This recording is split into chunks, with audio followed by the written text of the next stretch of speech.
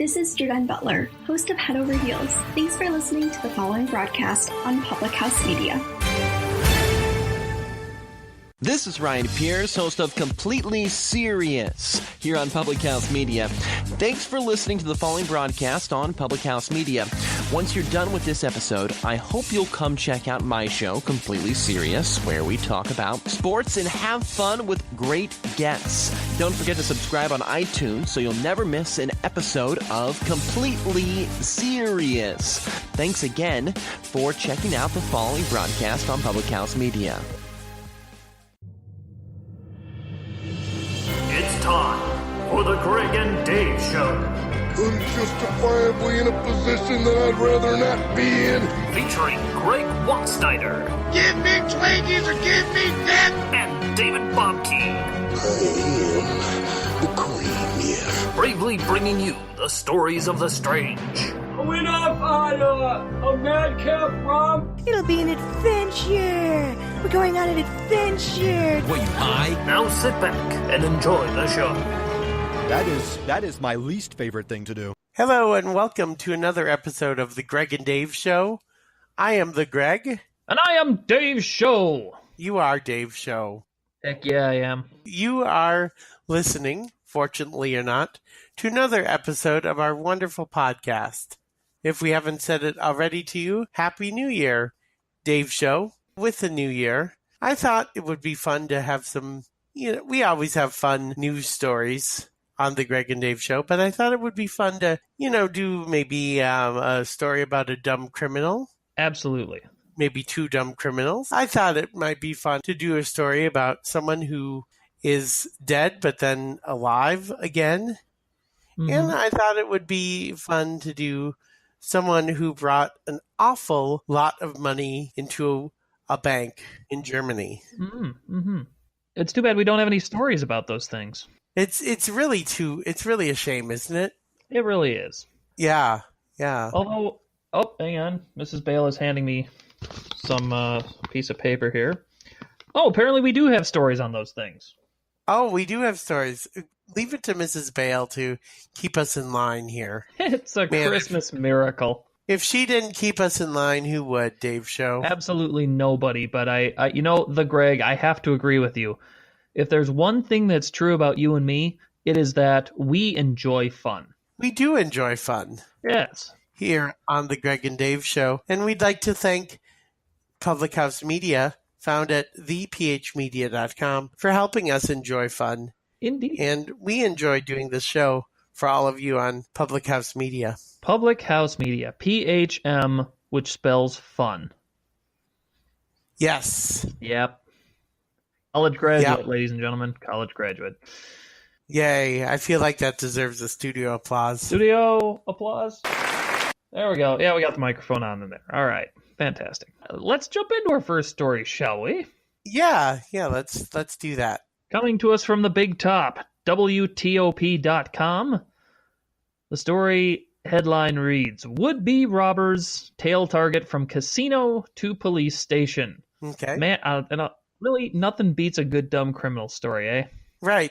Gotta have a good dumb criminal story. Absolutely. So this story reads, From Annapolis, Maryland, hello! Authorities say two people followed a man they intended to rob from a casino to a police station nearly 20 miles away. News outlets report 23-year-old Bria Evans. I'm still not sure if I'm pronouncing that name right. It's Breiya. Yeah, Bria or Brea, I would say it would be correct. I was kind of wondering how Jaws read that on your computer. You know what? I would check, but I don't feel like I'm not going to right now. So we won't bother. But needless to say, Ms. Evans, 23 years old, and 25-year-old Patrick Palmer were arrested in the Annapolis Police Department parking lot on Friday. His initials are PP. Just wanted to point that out. Thank you. Yes, that is true.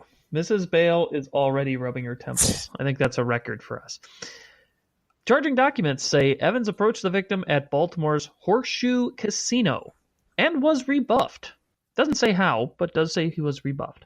Evans then followed the man's car with Palmer as her passenger. After failing to shake his tail The man drove to the Annapolis station where Evans pointed a weapon at him. Dave Show, can you, I was confused by the whole shake his tail thing. Can you explain what that means? I believe what they were going for was the would-be criminals were tailing him in their car, and the would-be victim was unable to shake them. Oh, okay. So in a manner of speaking, the writer here from the Associated Press say after failing to shake his tail as a sort of a shorthand, I guess, way of saying he couldn't get rid of them. You know, in preschool, I sang a song that I'd like to reference right now. I'm not going to sing it. I'll just say the line. It was, gray squirrel, shake your bushy tail. That's immediately what came to my mind when all this talk of tail shaking came up. Another college graduate, ladies and gentlemen. Another college graduate. Can we, studio audience? There we go. Oh, yes, the story. Evans pointed a weapon at him, for goodness sakes, after he got to the Annapolis station. The man ran inside, and police found Evans with a BB gun designed to look like a real handgun and marijuana in the car. I would also like to note, as a little side note here, there is an incorrect use of a comma in this story, which I object to. Moving right along, Evans and Palmer are charged with armed robbery, felony assault, and other drug distribution and misdemeanor offenses. It is unclear if they have lawyers. They had to add that to the end of the story, right? It's unclear if they have lawyers. Yes, it's unclear as to whether these idiots were able to talk somebody into defending them in a court of law. Dave Show, do we have lawyers? I think that's Mrs. Bale's job. Oh, okay. Mrs. Bale serves as our law. Well, Mrs. Bale really does a lot for our show. She really does. She does so much and so little all at the same time. Yeah, it's weird, but I think she's got to live at the studio. Yeah. Here we are sitting here talking about Mrs. Bale as if she's not right there. Hi, Mrs. Bale. Right. She's not even lifting her head up. She's fed up with me already today. Oh, well. I think she's taking a nap. She's, nope, she just threw something at you. You missed, Mrs. Bale. I guess that's why they call her Mrs. Bale. Ow! Okay. You got that. 1 for 2. Oh, right in the eye. Okay. I'm okay. I'm okay. Mm-hmm. Are you sure, Dave Show? No, you're sure that you're okay? I don't need the matching shoe, Mrs. Bale. That's quite all right. Okay. So, just for future reference, listeners, a heel to the eyeball. Not fun. Not fun.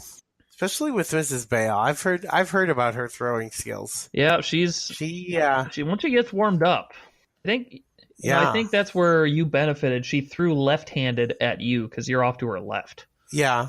And that's not her strong arm. She went righty on me. I'll tell you what, though.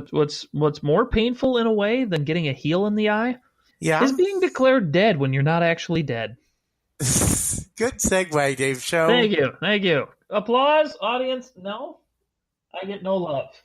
Okay, I see how it is. Yep, Mrs. Bale is not turning on the mic for that one. All right, fine. Do I get any kind of a drop for that, Mrs. Bale? Oh, good for you. Oh, okay. You've just had too much fun with that. Our second story, Gregg, comes to us from dailymail.co.uk. Okay. A fine British source, except when it's not. And the headline reads, Thai man arrives home 7 months after being, quote, declared dead and cremated. What? Indeed. I'm going to start that again. A Thai man has astounded his family by arriving home 7 months after police declared him dead and cremated. Now, we've heard of this before where somebody's declared dead when they're not actually dead. Right. Because they're just, you're missing for like 2 years or something, you can be declared legally dead, as opposed to illegally dead, I guess. Right. But cremated is a lot harder to come back from. Right. Yeah. There's a rebuilding process. If there is, not unlike a football team. Right. Sakhorn Sachwia, hope I got that right, from Thailand's Sikakhet province, was previously thought to have died of a digestive disease at a rented home in Phra Nakhon district on May 18th. The 44-year-old's family was asked to come and collect the body, which had already become bloated and hard to identify. Ooh. The less said about this part, the better, I suppose. Yeah, yeah. A relative said that teeth of the dead man they were looking at did not match Sackhorn's and told officials. But despite this, they were told to take the body away and later held a 3-day funeral service in their hometown. A 3-day funeral service, huh? 3-day funeral service. Yeah, I guess they're into mourning. I guess that's what they do in Thailand. Maybe some of our Thai viewers can go on our Facebook page at facebook.com/Gregg with 2 G's at the end, Dave Show, and tell us why a 3-day funeral? What is traditional? What is customary about that? I would like to learn something. Yeah, we're all about learning here on the Gregg and Dave Show. We are all about learning. We are learning central here at Public House Media. Right. We like to learn lots of things and then probably forget them within a couple days. Right. That's all right. At least we'll have learned something at some point. Yep. Meanwhile, however, the real Sackhorn Sachuia was alive and well and working in another part of the country. Eventually, he quit his job and decided to return home to see his family. Digest that. Yes. See what I did there? I see. I got you. Yeah. According to local media, they were so shocked, the Gregg, when he walked in that they touched him to make sure he was real. Is that the first thing you would do if you were shocked? Would you, I guess maybe that's the first thing I would do. I don't know. I guess either do that or run away. One of the two. I don't know. I guess I would sit there and gasp would be the first thing I would do. Right. Then I would say, I'm shocked. And then once I determined that this wasn't like a ghost that was, heck bent on destroying me and my property, then yeah, I might go over and poke him with a finger or perhaps a stick. Okay. Not unlike Paul Bellini from The Kids in the Hall. Right. Which maybe 3 people listening to the show will know what I'm talking about, but that's all right. Right. Sackhorn, who was officially pronounced dead 7 months ago, said a coworker from Myanmar had stolen his identification card and disappeared. But the true identity of the dead man is still unclear, and police plan to examine remains left from the cremation to solve the mystery. I've always thought about what it would be like to act like you're dead, like play dead for a little bit. I don't know. Maybe this is just my sick sense of humor, and see your own funeral take shape, and see how many people come, and just you lying there in the casket. Of course, you'd have to somehow master not moving anything, because if you moved a muscle, people would start suspecting stuff. And then just come back a few months later and be like, suckers, I'm alive, I wasn't dead. I feel like this was a Golden Girls episode. Really? Oh. Almost. No, not quite. I guess they were having a memorial service, and then Sophia popped out and said, "Hey, I'm still alive," and everybody got mad at her. Oh, okay. Yeah, so it wasn't a funeral service, I guess. Yep. But, yeah. I don't know. That'd be tough to pull off, though. If you were David Blaine, I think you could do that. Yeah. Yep. Yeah. Got to be really good at holding your breath, though. I couldn't do that for very long. No, me either. I would start giggling before too long. Then people start to know that something's up. Yeah. Corpses are known for not moving, I'm told, and especially not giggling. Yeah. You know what the Public House Media and the Gregg and Dave Show are known for? What's that, the Gregg? Taking a commercial break after 2 stories. That's true. We are known for that. Yeah, we'll be right back. We'll still be alive. Don't worry about us. Yes, as will Mrs. Bale. You're listening to The Gregg and Dave Show. We don't make mistakes. We have happy accidents. Hey, the Gregg. Hey, Dave Show. Are you a mother? I've been called something like a mother before. Have you? Yes. What a coinky dink. I have too. I've been referred to as a pretty bad mother myself. Yeah. What are we talking about, the Gregg? What are we talking? We're talking about the new podcast on Public House Media that can be found wherever good podcasts are found, called Mediocre Mommy. Heck yeah. With Liz and Stephanie. Yeah, Liz Colburn, who people might know from Public House Media and The Morning Uplift, and her friend Stephanie, got a new podcast all about momming, all about the failures of momming, all the times that they feel like they have let down their youngins. But mothering is such a difficult job, as we well know. Right. Because I'm not once have I ever been referred to as a good mother. It's always a bad mother. Always a bad mother. Yep. And I thought that was a good thing, but now I know better. Yep. If you don't have it all together, if you're a hot mess express, doggone it, this is a podcast for you. Mediocre Momming, check it out. Especially if you're a mom, you'll maybe feel a little bit better after listening to it. And if you're not a mom, you can listen to it too. Mrs. Bale is not a mother, as far as we know. Right. We don't actually know anything about her. But anyways, Mediocre Momming available on Public House Media, courtesy of Liz Colburn, who is, of course, the wife of our Grand Ruler and Supreme Overlord Baxter. Mediocre Mommy, found wherever good podcasts can be found. Indeed. That little ditty you heard was Kevin MacLeod's Wallpaper, and you're also hearing the song Burnt Spirit.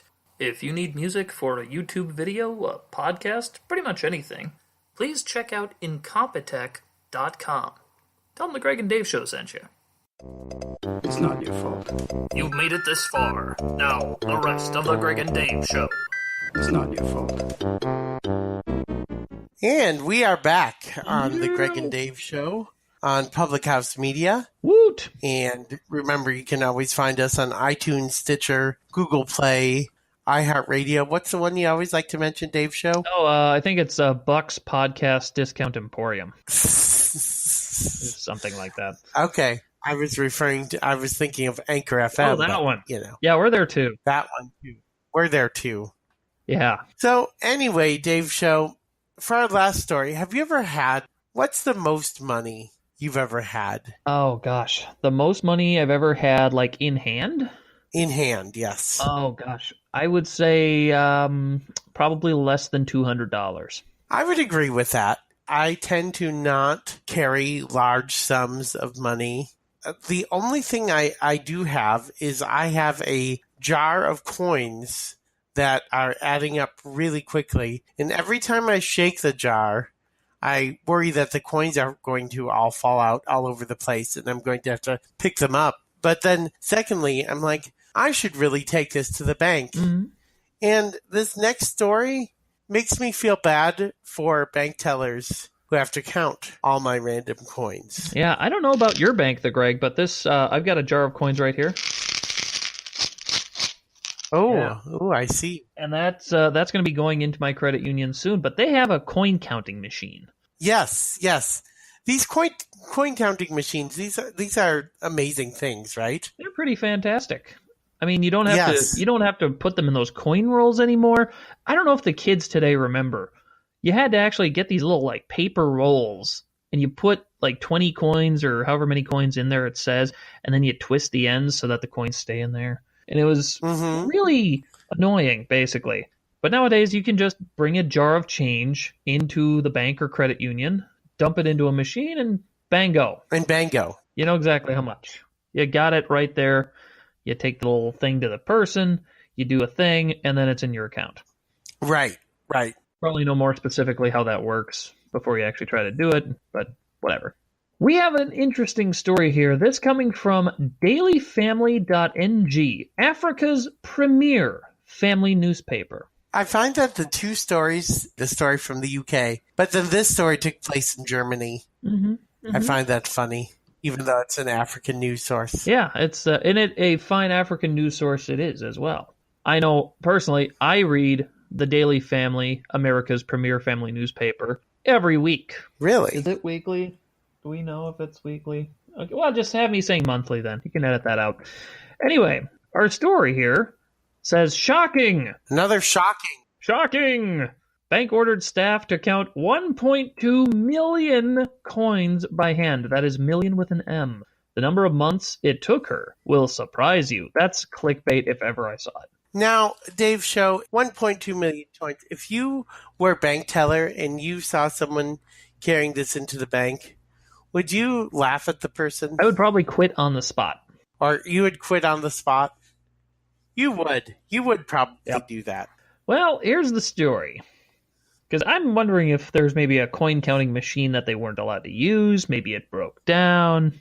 But let's find out together, shall we? We shall. A bank clerk was faced with the hurdle of counting 1.2 million coins by hand, which was, and it's got the word was here twice. You know, I can't tell you how much I love it when I'm reading a story and they have typos in them. As someone with an English degree, it hurts more than a heel to the eyeball, though, Greg. That's what it does to me. Yes. I'm thinking Daniel Poppy, the host of How to Write Good, would not write like that either much.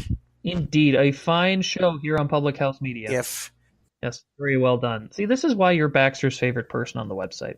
Our grand and supreme overlord and ruler, Baxter. Anyway, 1.2 million coins by hand were counted by a bank clerk. The coins brought into the bank by a family. Imagine inheriting more money than you and your family could ever hope to carry. That's exactly what happened to a family in Germany who received an inheritance of over 1.2 million coins weighing around 2.5 tons. Wow. That's craziness. That is, and this is no exaggeration, that is heavier than the Gregg and Dave Show studios. I happen to know that for a fact. Right. That's also heavier than Gregg and Dave personally. That's very true. And Mrs. Bale. We weren't being mean, leaving you out. Yeah, we're giving her way too much attention today. Yeah. But anyways, I digress. In this particular case, however, counting the money proved a lot more difficult than carrying it. It all started 30 years ago when a German truck driver started saving 1 Pfennig, which is the equivalent of 0.01 Deutsche Marks. Mm-hmm. And also he saved 2 Pfennig, which is 0.02 Deutsche Marks, coins for his family. Okay. So he's saving 1 Pfennig and 2 Pfennig coins for his family. He managed to collect around 1.2 million coins until his death earlier last year, in this case, and all of which were inherited by his family. Now, Deutschmarks haven't been in circulation since 2002, but the Bundesbank, the Central Bank of Germany, and I'm going to guess they sponsor a soccer team, just a guess. Okay. Still exchanges the old currency, so the man's family were still able to collect their inheritance. All they had to do was wait until the coins were all counted by hand. It took a while. And another thing here is when it says all they had to do is wait, it has wait as in how much does it weigh, rather than being patient wait. Horrible English skills here. I'm wondering if it's a translation problem or something. Right. Maybe that's it. Maybe this was written in a different language. Who knows? But it says here, though, 2.5 tons of 1 and 2 Pfennig coins had to be delivered by van to the Bundesbank branch in Oldenburg back in May, where clerk Wolfgang Kammerit was presented with the monumental challenge of counting them by hand while also seeing to his day-to-day tasks. Usually banks use special machines, as we've discussed, to count large quantities of coins. But that was impossible in this case because many of the coins had rusted and become stuck to other coins. Oh, I see. So he had to go through hundreds of freezer bags full of coins by hand, which took him over 6 months. Right. That is, man. That's crazy. That is pretty nuts. That is pretty nuts right there. It doesn't even take us that long to produce a show, Dave's show.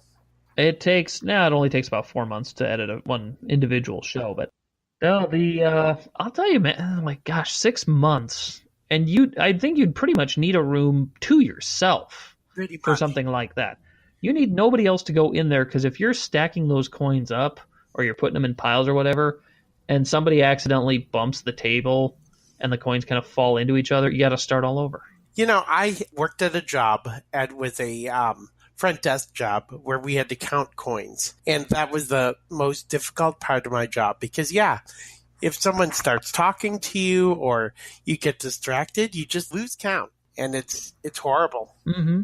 Yes. Do you recall, Greg, how many coins is the most that you ever had to count at one time? Oh, I'm going to say it was $3 or $4 worth of, pennies, dimes, nickels, quarters. Yeah, that'll take a while. Yeah. So this poor dude, this poor German guy, I'm guessing, over 6 months to count these coins. Yeah. He says, I held each piece in my hand.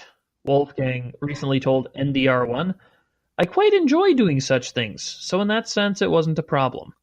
I can kind of understand that, I guess, because I know one of the things that my mom works at a university. She works with a number of students. Mm-hmm. And one of the things that is kind of universally dreaded amongst the jobs that they have to do is shelving. For me personally, I don't mind shelving. I kind of enjoy it in a way. Something about alphabetizing and making sure everything is put in the right spot, I guess. I don't know. I'm probably weird that way, but there you go. Yep. It's fair to say that I'm weird. Awesome. It's probably an understatement.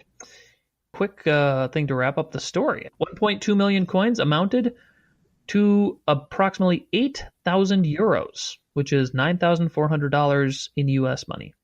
Which is more than I have in my account right now. That is more money than we have ever made here at the Gregg and Dave Show. It's also more than our studio is worth. Yeah, I think so. If I had that much money, I'd get this cough. I'd get new sinuses. That's what I'd do. I feel you. This is going to be edited out, folks, so you won't know what the cough he's talking about. But I can tell you, Greg sounds like he's going to explode. I sound like I'm a dead horse. Anyway.